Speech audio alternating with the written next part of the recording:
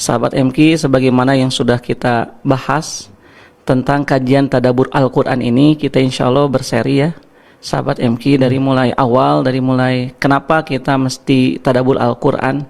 Karena sebagai bentuk perintah dari Allah dalam Quran surat Shad ayat 29, Allah subhanahu wa ta'ala berfirman, a'udzubillahi minasyaitonirrajim, kitabun, itulah kitab, anzalnahu, yang kami turunkan kepadanya, kepada Nabi Muhammad, mubarakun, yang penuh dengan keberkahan. Tujuan Al-Quran diturunkan kepada kita itu di dalam surat Shad 29, Allah berfirman, liyadabbaru ayatihi, untuk ditadaburi ayat-ayatnya.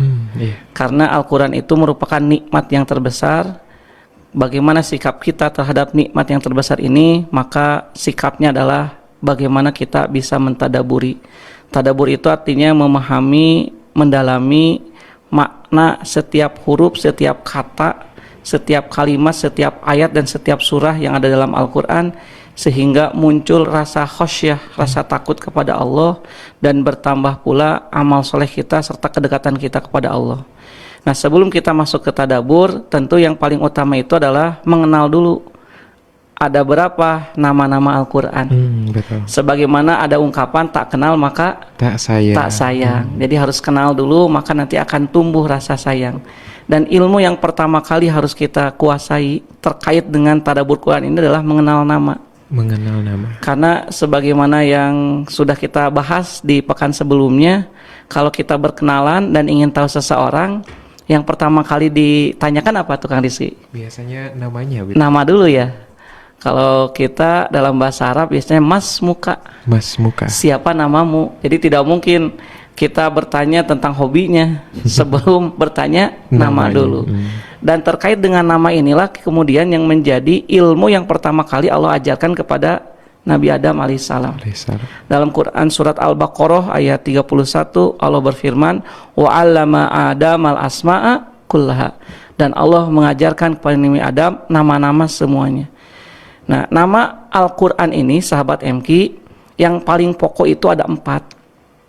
Dan setiap nama itu mengandung unsur kemukjizatannya. Yang pertama, kita sudah bahas nama Al-Quran yang pokok adalah Al-Quran. Sebagaimana nanti dalam Quran surat Al-Baqarah, surat yang ke-185, Allah berfirman, Syahrul Ramadan alladzi unzila fihil Qur'anu hudan linnas.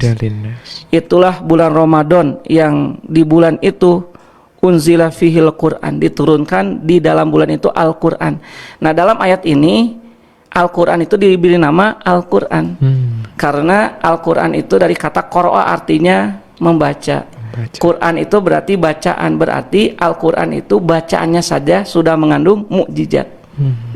Kita sudah membahas panjang lebar ya di pekan yang lalu bahwa kenapa Quran disebut Al-Quran, karena Quran adalah bacaan yang mesti kita baca sepanjang hayat. Bukan sekedar bacaan biasa, Al-Quran itu adalah bacaan yang akan membuat hati kita menjadi tenang. Karena zikir yang paling tinggi itu adalah membaca Al-Quran.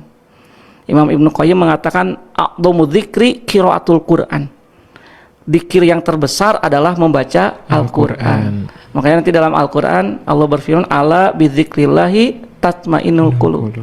Ingatlah dengan zikir kepada Allah, hati kita menjadi tenang. Nah, kemudian sahabat MQ, nama yang kedua, nah yang ini akan kita bahas ya di sore hari ini. Al-Quran itu diberi nama dengan sebutan Alkitab. Sebagaimana dalam Quran surat Al-Baqarah ayat yang kedua. Ini sering kita baca kan? A'udzubillahi minasyaitonirrajim. Bismillahirrahmanirrahim. Alif lam mim. Dzalikal kitabu. Dzalikal kitabu, itulah Alkitab. Jadi di dalam surah Al-Baqarah ayat kedua, Quran itu diberi nama dengan sebutan Alkitab. Alkitab itu artinya apa? Dari kata kataba yaktubu kitaban. Kataba itu artinya menulis. Kitaban berarti tulisan. Jadi Al-Quran adalah kitab yang selain harus dibaca, juga Quran itu adalah sesuatu yang tertulis. Alkitab jadi tulisan.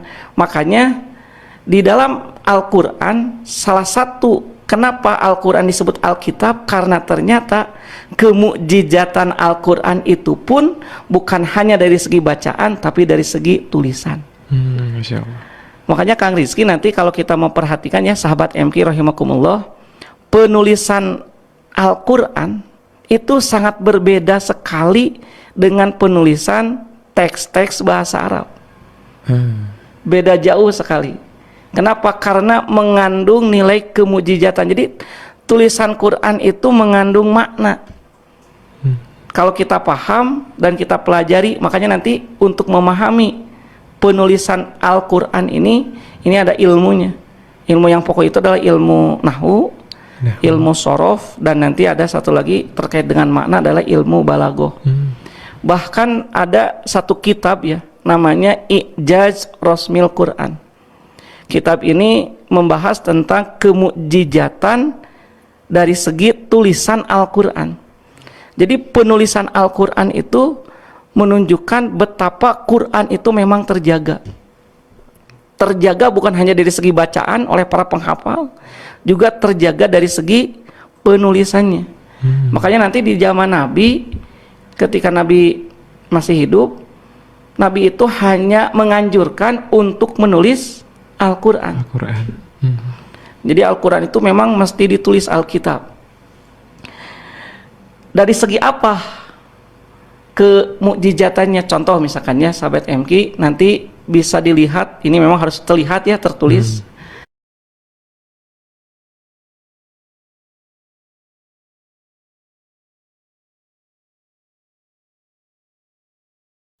Bisa dilihat misalkan penulis kata ismun dalam kalimat basmalah. Ismun.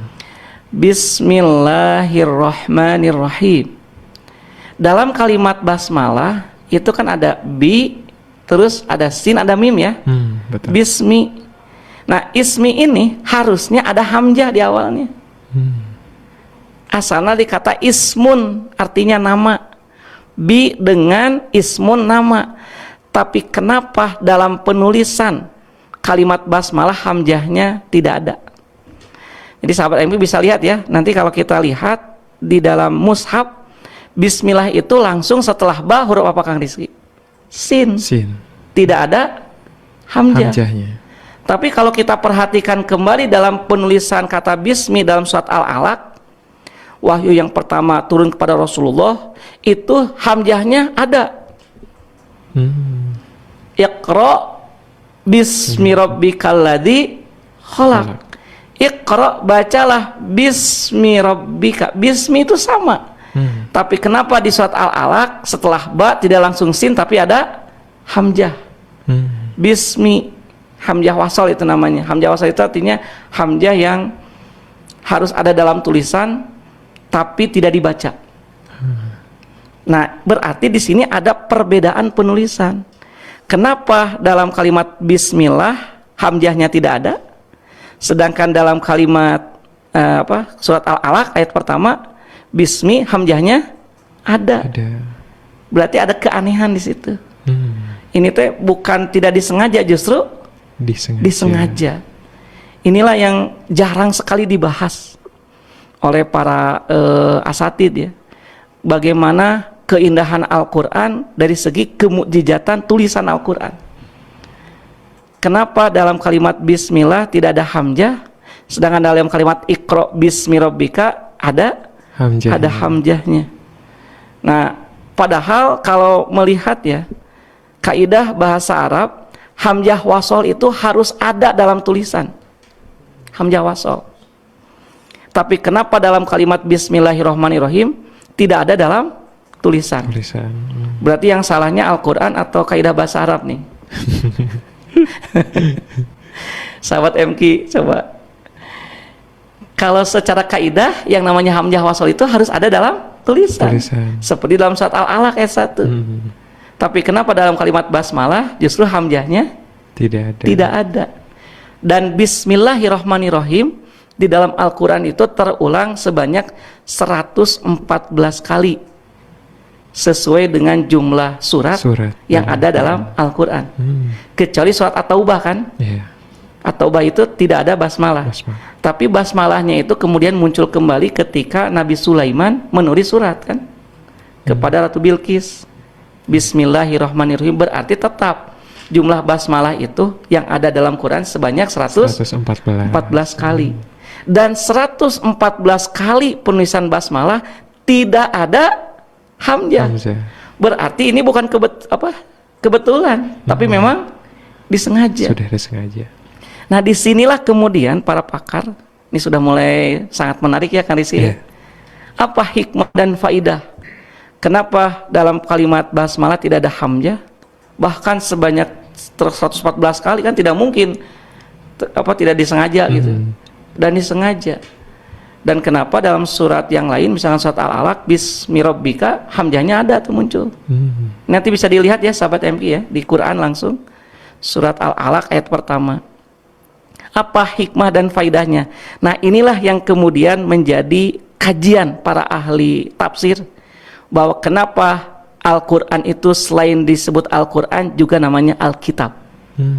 Karena Al-Quran itu bukan hanya kehebatannya dari segi bacaan yang membuat gunung, bumi, bahkan orang yang meninggal ingin hidup kembali karena mendengar bacaan Quran, tapi tulisannya pun kalau kita paham dan mengerti akan membuat takjub betapa luar biasanya Al-Quran. Nah, kita sedikit kaji ya. Nanti kita akan ke depan akan membahas banyak sekali keajaiban-keajaiban dari segi tulisan. Apa hikmahnya? Nah, ternyata dalam kitab I'jaz Ulumil Quran itu dijelaskan bahwa salah satu hikmah kenapa dalam bismillah hamzahnya dihilangkan, karena ketika lafadz ismun yang artinya nama kemudian di depannya lafadz Allah kan bismillah gitu ya, ismun kemudian setelahnya lafadz apa? Allah. Maka itu artinya bahwa ketika kita ingat pada Allah dengan menyebut nama Allah, berarti ketika kita ingat pada Allah maka kita harus ingat dengan cara yang sangat cepat.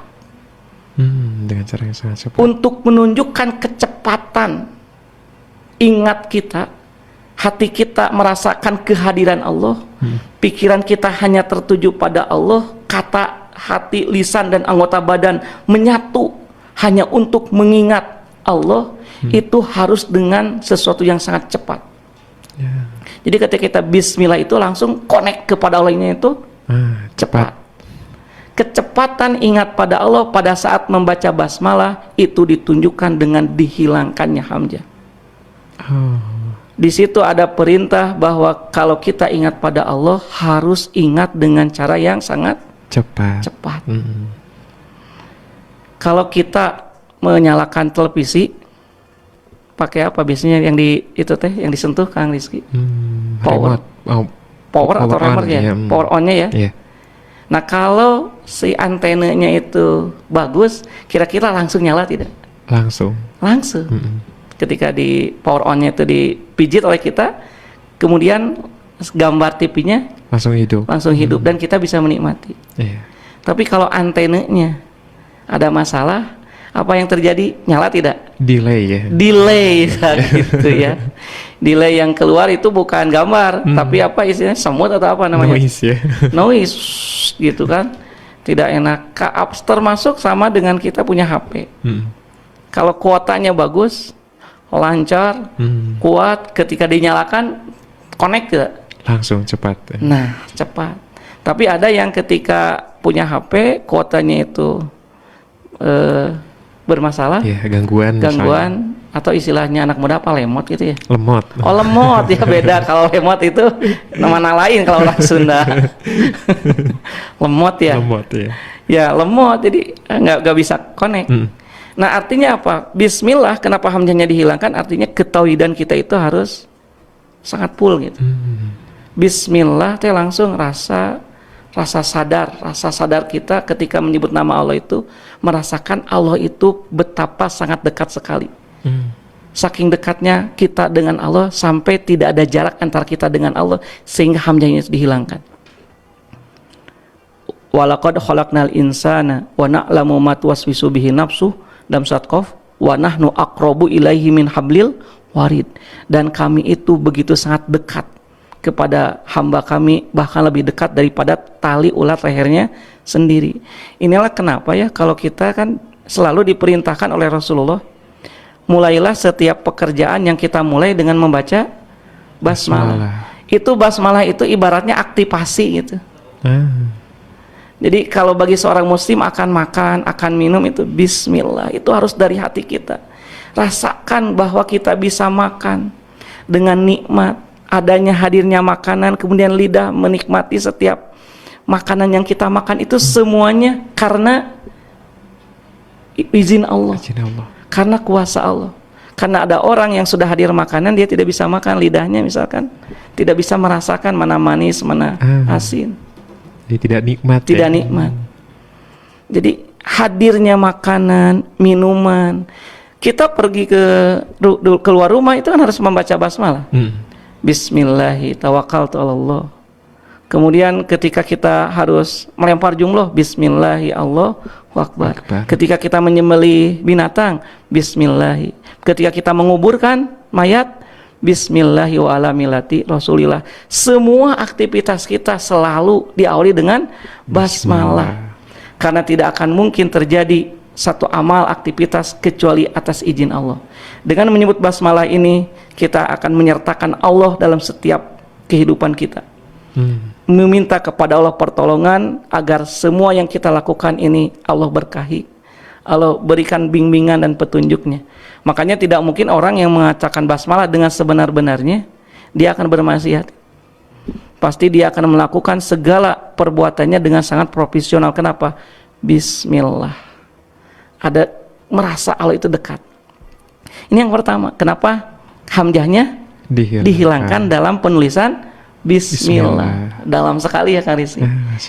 Nah yang kedua, dalam Quran surat Al-Alaq, kenapa hamzahnya ada? Iqra bismi rabbika, itu hamzahnya bi huruf ba ya, kemudian ada hamzah baru sin. Bismi rabbika, kenapa hamzahnya ada? Karena ketika kata ismun yang artinya nama, dia nyambungnya dengan lafadz robun.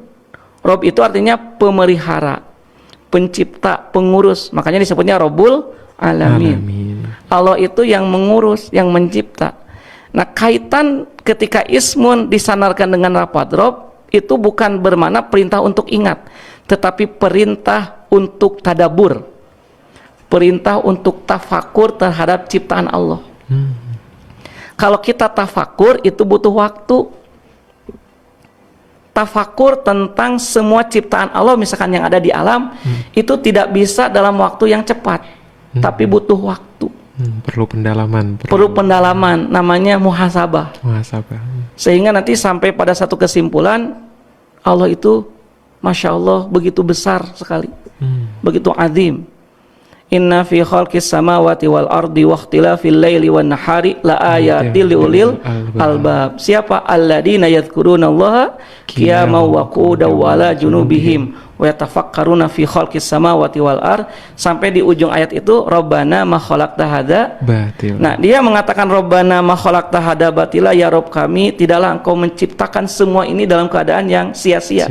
Semuanya ada hikmahnya, ada tujuan, ada maksudnya.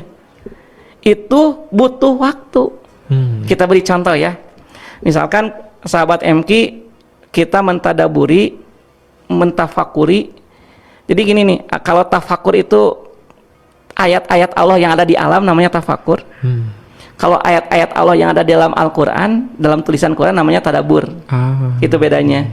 Nanti bisa ada yang bertanya, Ustadz apa bedanya tafakur dan tadabur gitu.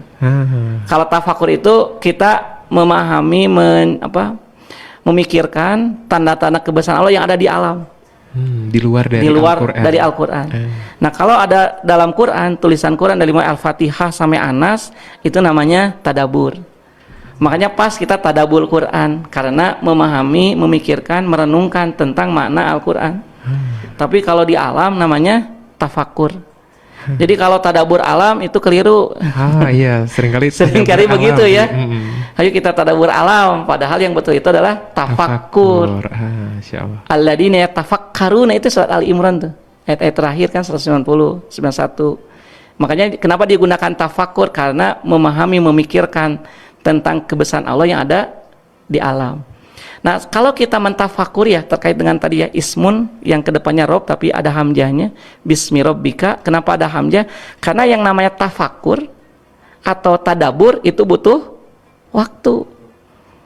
Butuh waktu. Karena butuh waktu, maka di situ ada hamzah. Hamzah itu untuk menunjukkan bahwa yang namanya tafakur dan tadabur butuh waktu. Tidak bisa langsung. Contoh kita tafakur ya, apalagi kalau tadabur kan harus mesantren. Ingin bisa memahami lafadz Quran dari segi tulisan itu harus belajar nahwunya, sorobnya, balagohnya. Atau kalaupun tidak kita bertanya pada ulama, ada proses, ada waktu. Kalau tafakur misalkan kita memikirkan bagaimana Allah menciptakan cicak. Tafakur, contoh yang sederhana ya. Cicak itu kan makanannya apa Kang Rizky? Nyamuk. Nah, serangga nyamuk. Serangga ya nyamuk.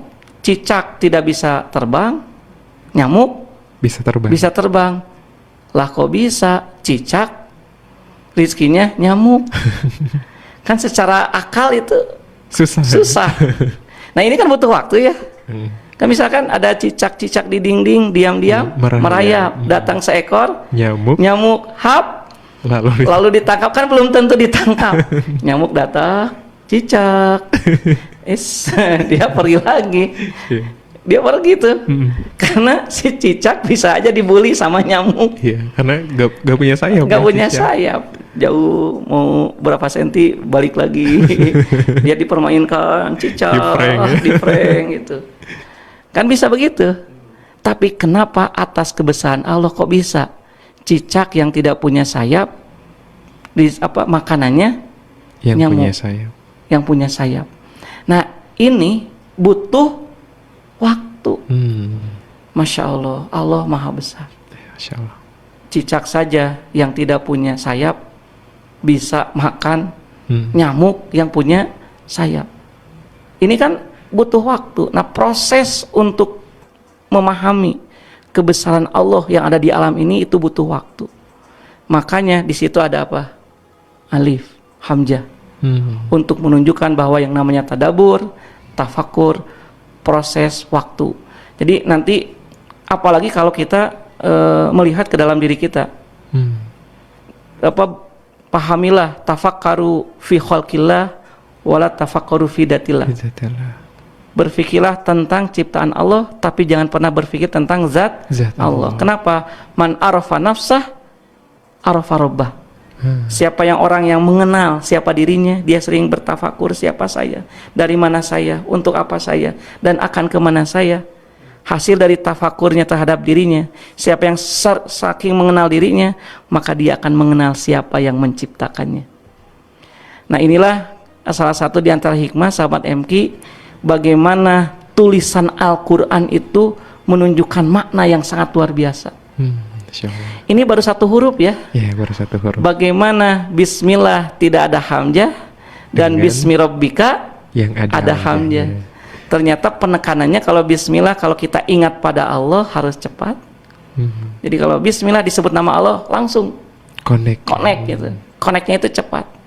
Itu salah satu di antara mana hamzahnya dihilangkan. Yang kedua, kenapa di surat Al-Alaq Iqra bismi rabbika ada hamzah, itu menunjukkan kalau kita tadabbur atau tafakur butuh waktu. Sampai kesimpulan Rabbana ma khalaqta hadza batila. Masyaallah. Kenapa Al-Qur'an namanya adalah Alkitab? Karena Al-Qur'an itu sesuatu yang selain dibaca juga tertulis. Dan tulisan Al-Quran itu sebagaimana tadi yang sudah dijelaskan mengandung nilai-nilai atau sisi-sisi kemukjizatan. Jadi penulisan Al-Quran itu pun berdasarkan bimbingan wahyu dari Allah Subhanahu wa Ta'ala.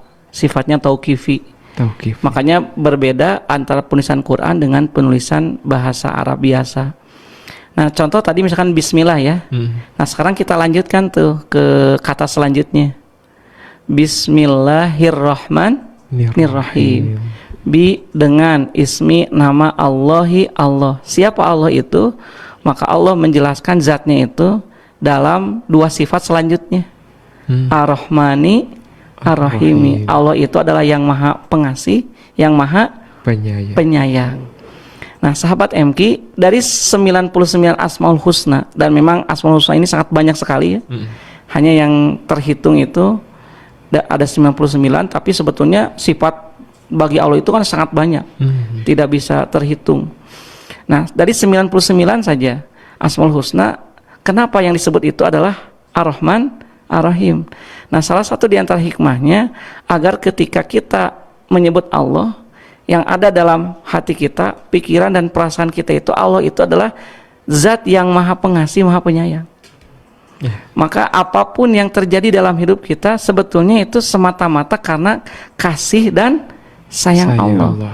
Apakah hidup kita terasa pahit, terasa manis, atau apapun rasa hidup kita nano-nano itu semuanya karena Rahman dan Rahimnya Allah. Nah, ada yang unik sahabat MQ. Kalau kita analisis ya, tadaburi secara tulisan, maka ada sesuatu yang unik dalam penulisan Ar-Rahman dan Ar-Rahim. Apa itu, Ustaz? Yang selama ini jarang kita ketahui kan? Kita hanya membaca Bismillahirrahmanirrahim. Padahal kalau kita perhatikan penulisan Ar-Rahman Ar-Rahim itu ada perbedaan. Ar-Rahman dan Ar-Rahim, apa perbedaannya? Dari segi tulisan. Makanya kenapa Al-Quran itu disebut Alkitab. Kita pun diperintah oleh Allah untuk memperhatikan tulisan Al-Quran. Pelajari tulisannya, karena tulisan Quran itu menunjukkan kemukjizatan yang bisa memunculkan makna. Dalam penulisan Ar-Rahman itu ada huruf yang dihilangkan. Ar-Rahman, mimnya panjang pendek Kang Rizky? Panjang. Ar-Rahman. Kalau panjangnya fathah biasanya di depannya apa? Alif ya. Kalau doma kan panjangnya dengan wawu. Kalau kasroh ya. Itu kan dalam ilmu tajwid ya. A, I, U. Nah, kalau A fathah panjangnya dengan alif. Kalau kasroh ya. Kalau doma wawu. Ar-Rahman seharusnya setelah mim harusnya ada alif. Ar-Rahman. Ada alif nggak? Nggak ada. Tidak ada. Setelah mim langsung nun. Terus panjangnya dengan apa? Dengan fathah berdiri. Fathah berdiri. Fathah berdiri kan? Nah, berarti di situ ada huruf yang dihilangkan. Huruf apa? Alif. Ahsantum jamil. Kalau orang Arab begitu tuh. Kalau memuji itu mereka senangnya begitu. Ahsantum jamil. Artinya apa tuh, Ustaz? Excellent kalau bahasa gitu. Excellent, sangat bagus sekali. Nah, dulu waktu ada daurah ya dengan syekh-syekh di Arab, ketika mereka datang ke Indonesia di Universitas Al-Azhar, mereka mengatakan kalau kita bagus itu performanya, ahsantum jamil. Wah, kita senang kalau ada saya sudah bilang begitu. Ar-Rahman itu ada huruf yang dihilangkan. Kan? Tapi di kata Ar-Rahim tidak ada.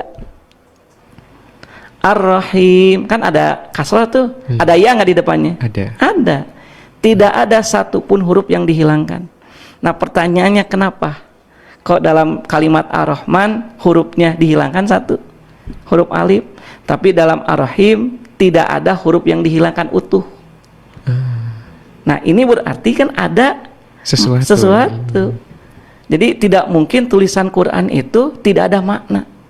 Quran itu begitu hebat, jangankan bacaan, tulisannya saja menunjukkan nilai kemukjizatan. Apa maknanya?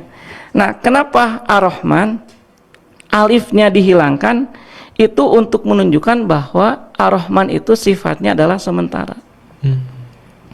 Jadi pola fa'lan itu sifatnya sementara, seperti misalkan atsan, haus. Haus, atsanu. Nah, polanya fa'lanu, rahmanu sama tuh. Kalau haus 24 jam atau sementara? Sementara ketika minum sudah hilang hausnya. Godban, marah. Sifat marah itu terus-terusan 24 jam marah? Kan tidak. Sementara ya. Nah, Ar-Rahman itu artinya Allah itu maha pengasih. Pengasih Allah itu Allah berikan kepada semua makhluknya tanpa terkecuali. Allah itu memberi nikmat kepada semua makhluknya tanpa terkecuali. Bukan hanya kepada orang yang ruku sujud saja, orang Islam saja, termasuk orang kafir, binatang, tumbuhan, Bahkan semua yang ada di alam semesta ini itu semuanya karena rahmannya Allah Subhanahu wa ta'ala. Itu kepada semua makhluknya. Tapi sifatnya hanya di dunia saja. Sementara. Makanya kalau kita memahami lafaz Ar-Rahman, Allah Maha Pengasih, memberi nikmat kepada semua makhluknya tanpa terkecuali. Karena nikmat yang dimaksud di sini adalah nikmat hissi, nikmat yang hanya bisa dirasa oleh panca indera. Seperti nikmat sehat. Apakah orang yang sehat itu hanya orang muslim saja atau semua manusia? Semua manusia merasakan. Sinar matahari, apakah hanya orang muslim saja atau semua manusia? Semua manusia. Termasuk udara, semuanya. Makanya kalau kita memahami makna Ar-Rahman, ketika ada orang kok dia kafir tapi kaya, itu jangan iri gitu. Itu mah sementara sifatnya.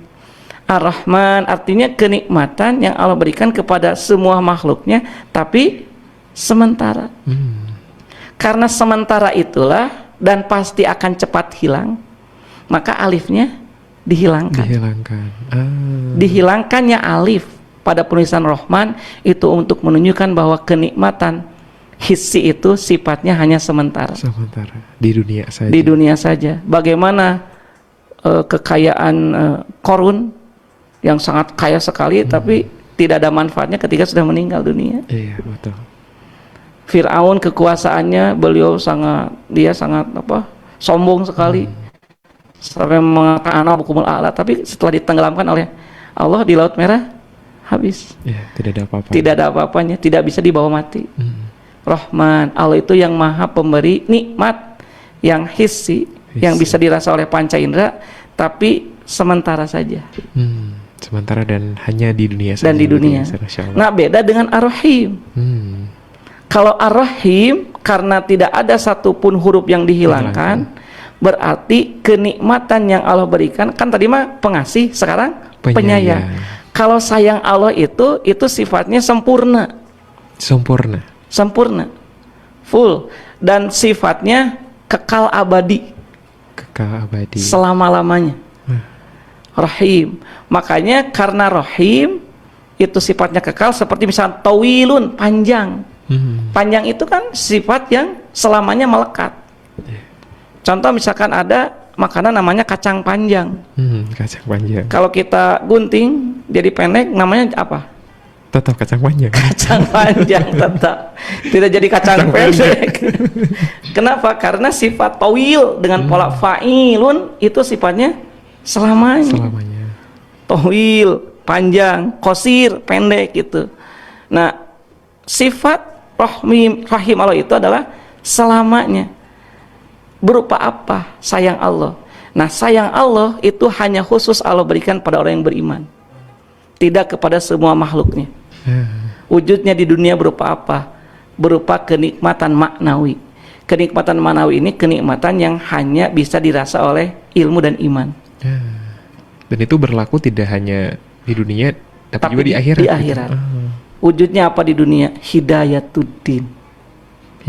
Rahim Allah itu adalah hidayatuddin, diberikannya kita hidayah kepada agama. Misalkan sahabat MP, Allah mudahkan melaksanakan sholat berjamaah di masjid. Allah mudahkan untuk bangun di sepertiga malam melaksanakan tahajud. Allah mudahkan tangan kita ketika punya harta disedekahkan. Ada orang yang berbuat salah kepada kita, kita maafkan. Nah, itu kan rahim Allah. Tidak setiap orang mampu untuk melaksanakan amal soleh. Hanya orang-orang yang Allah beri hidayah saja yang akan mampu dan ringan beramal soleh. Kalau di akhirat wujudnya apa? Surga. Surganya Allah Subhanahu wa ta'ala. Apakah setiap makhluk Allah masukkan ke surga? Tidak. Hanya siapa? Hanya orang yang beriman dan beramal soleh. Berarti inilah yang mahal. Yang mahal itu adalah rahim Allah. Makanya nanti kalau kita membaca ya tafsir Al-Muyassar, bahwa Rahman Allah itu li'amatin nas, bagi semua manusia. Tapi kalau rahim Allah itu khosotan lil mu'minin, khusus Allah berikan pada orang-orang yang beriman saja.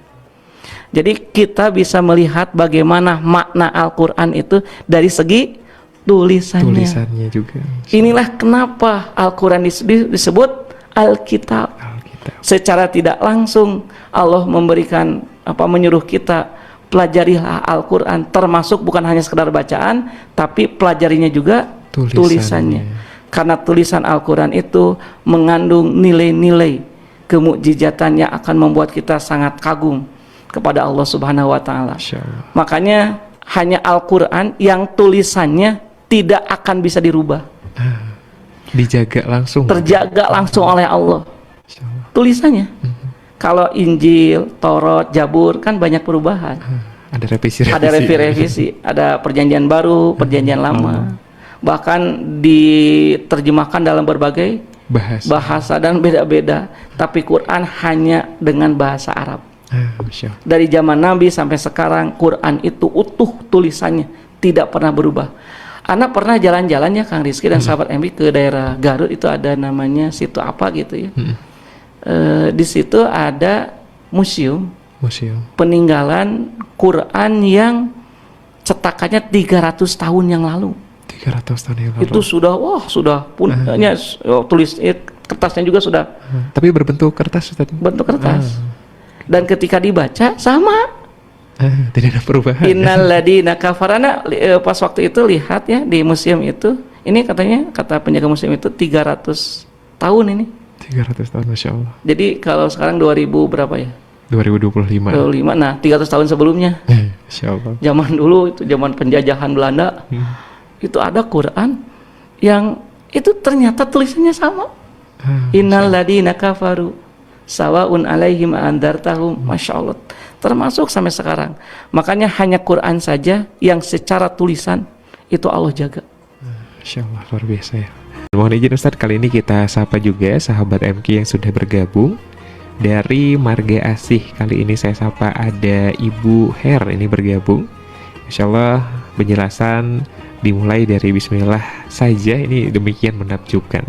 Ibu Her ini bertanya begitu Ustadz berkaitan dengan mohon penjelasan tentang makna huruf muqotoah dalam Al-Quran begitu Ustadz. Dengan siapa Kang Rizky? Ibu Her dari Marga Asih Ustadz. Ya Ibu Her, alhamdulillah, terima kasih atas pertanyaannya terkait dengan huruf muqotoah. Nah huruf muqotoah itu artinya huruf-huruf muqotoah itu artinya yang terputus-putus. Ya, terputus-putus. Huruf yang terputus-putus. Kenapa disebut huruf muqotoah? Karena huruf ini dibaca tidak seperti huruf-huruf yang lain. Misalkan kalau huruf yang lain kan harus ada harokat. Misalkan alhamdulillahirabbil alamin ya. Tapi kalau huruf muqotoah, misalkan salah satu contoh saja dalam surat Al-Baqarah ayat pertama tuh, kan kita tidak membacanya alama. Alama kan nggak gitu ya. Tapi diputus per huruf, dibaca sesuai namanya tanpa harokat. Itu disebut muqotoah itu karena terputus, dibaca per huruf. Alif, yang kedua lam, mim. Nah itu maknanya huruf muqotoah. Dan huruf muqotoah itu nanti ada banyak, ada yang satu huruf seperti qaf, nun, ada yang dua huruf seperti toha, ada yang tidak huruf alif, lam, mim, alif, lam, ro. Nanti ada yang 4 huruf, bahkan yang paling banyak itu adalah yang 5 huruf. Surat Maryam ya, kaf, ha, ya, ain, sod. Nah ini 5 huruf. Nah apa tujuan dari huruf muqotoah? Nah huruf muqotoah ini adalah huruf yang menunjukkan kemukjizatan Al-Quran dari segi huruf, dari segi tulisan dan bacaan. Karena yang membuat Umar bin Khattab masuk Islam setelah membaca huruf muqotoah. Surat Toha itu. Yang cerita waktu bukan kemarin begitu ya? Iya, kan Umar ketika akan membunuh Nabi Muhammad, kemudian beliau malah belok ke adiknya yang sudah masuk Islam, marah. Ketika dibaca, ternyata yang dibaca adalah Toha. Umar sangat kaget, ini pasti bukan buatan manusia. Bagi siapa huruf muqotoah ini terasa kemujizatannya? Tentu bagi orang yang berilmu. Adanya huruf muqotoah ini sebetulnya banyak makna ya. Kalau dalam tafsir Al-Jalalain, Imam Jalalain, Jalaluddin Asyuti dan Jalaluddin Al-Mahali, ini kan disebut Jalalain itu karena yang menulisnya adalah 2 imam yang bernama Jalaluddin, guru dan murid ini. Jalaluddin Asyuti dan Jalaluddin Al-Mahali menulis kitab Jalalain ya, yang terkenal kalau di kita tuh. kitab tafsir Jalalain. Dijelaskan kalau di ayat itu, di dalam tafsir Jalalain, makna huruf muqatta'ah itu adalah Allahu a'lam bimuradi. A-nya Allah, lamnya a'lam, mimnya bimuradi, hanya Allah yang tahu maksudnya gitu. Tidak banyak komentar kalau di dalam Imam tafsir Jalalain. Tapi ada juga ulama yang mencoba untuk mentadaburi apa sih makna huruf muqatta'ah. Yang ulama yang lain menjelaskan huruf muqatta'ah itu untuk menunjukkan pahala membaca Al-Quran salah satunya. Karena Nabi menjelaskan bahwa membaca Quran itu pahalanya bukan per kata tapi per huruf. Aku tidak mengatakan alif lam mim satu kata, satu huruf ya, tapi alifun satu huruf, lam satu huruf, mim satu huruf. Setiap huruf itu pahalanya ada 10. Jadi alif lam mim itu sudah 30 pahala. Berarti besar sekali. Nah, ini motivasi. Nah, yang kedua, makna dari huruf muqatta'ah ini selain menunjukkan pahala membaca Quran juga sebagai tantangan kepada orang-orang yang menentang Al-Quran. Al-Quran itu ibaratnya seperti huruf-huruf yang kita kenal kan dari alif sampai ya. Susunan huruf Al-Quran itu. Kemudian silahkan kalian susun seperti Al-Quran yang huruf-hurufnya sudah kalian kenal, ada alif, ba, ta, sa sampai ya. Tapi sejak zaman Nabi sampai sekarang 1446 Hijriah gitu ya, kalau dihitung dari Hijriah, belum ada yang sanggup membuat semisal Al-Quran. Padahal huruf-hurufnya sama. Ini ibaratnya seperti ada seorang insinyur ya, yang kemudian dia dihina oleh seorang bapak-bapak. Jadi insinyur ini, arsitek ini tingkat dunia, kemudian dia dihina oleh seorang bapak-bapak. Wahai arsitek, karyamu jelek. Nah, gimana caranya untuk membuktikan dan membungkam mulut orang ini? Padahal si bapak-bapak ini bukan arsitek, tapi dia menghina gitu. Menghina hasil karya arsitek tingkat dunia ini. Kan kalau di kata-kata dia tidak akan tidak akan mempan gitu. Mempan. Oh enggak, ini bagus. Nah, si arsitek ini ternyata dia malah bawa ini bahan-bahan bangunan. Ada semen, ada pasir, ada apa lagi, batu, ada bata gitu, dihampar di depannya. Kemudian dia mengatakan, arsitek ini, silahkan buat oleh kamu yang semisal bangunan saya. Kira-kira bapak ini mampu nggak? Nggak akan mampu. Nah, seperti begitulah huruf-huruf muqatta'ah. Kalau misalkan kalian tidak percaya kepada Al-Quran, buatan Allah, silahkan buat dengan huruf-huruf dari alif sampai ya yang sudah kalian ketahui semisal Al-Quran. Makanya kan tantangan Quran itu beragam. Buat seperti Quran utuh 30 juz atau 10 surat. Ada yang paling seringan 1 surat saja seperti Al-Kautsar. Sanggup tidak? Sampai saat ini tidak ada yang mampu. Jadi huruf muqatta'ah itu untuk menjawab betapa Quran itu mukjizat dari segala arah. Baik bacaannya, tulisannya. Itu diantara hikmah kenapa ada huruf muqatta'ah. Masya Allah, baik.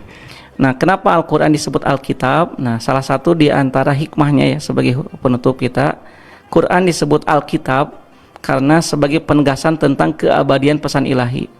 Nama Alkitab menunjukkan bahwa Al-Quran bukan hanya wahyu yang bersifat lisan, tetapi juga sesuatu yang ditulis, didokumentasikan dan diawetkan. Hal ini menegaskan keabadian dan autentisitasnya sebagai firman Allah. Surat Al-Baqarah ayat 2, dzalikal kitabul la raiba fi. Yang kedua, hikmah kenapa Al-Quran disebut Alkitab, kemudahan untuk dipelajari dan diajarkan. Dengan berbentuk kitab, Al-Quran tentu mudah dipelajari, diajarkan dan dihafalkan oleh umat manusia. Kebayang ya Kang Risi kalau Quran tidak ditulis, nanti akan hilang sesuai dengan ini meninggalnya para ulama penghafal. Dengan ditulisnya Al-Quran, maka Al-Quran itu mudah untuk dipelajari dan diajarkan kepada generasi kita sampai hari ini. Yang ketiga, hikmahnya adalah petunjuk yang terorganisasi. Nama Alkitab menggambarkan bahwa Al-Quran adalah kumpulan wahyu yang sistematis, teratur dan sempurna sebagai panduan hidup umat manusia. Makanya dzalikal kitabul la raiba fihi hudan lil muttaqin. Yang keempat, Al-Quran disebut Alkitab membawa sifat universal, menunjukkan sifat universal Al-Quran sebagai pedoman bagi seluruh umat manusia di berbagai tempat dan zaman. Nah, yang terakhir, kenapa Al-Quran disebut sebagai Alkitab? Sebagai simbol keilmuan dan kebenaran. Dalam tradisi Arab, Alkitab adalah simbol keilmuan, pengetahuan dan otoritas. Dengan nama ini Allah menegaskan bahwa Al-Quran adalah sumber kebenaran yang absolut yang datang darinya, karena dia tertulis seperti undang-undang.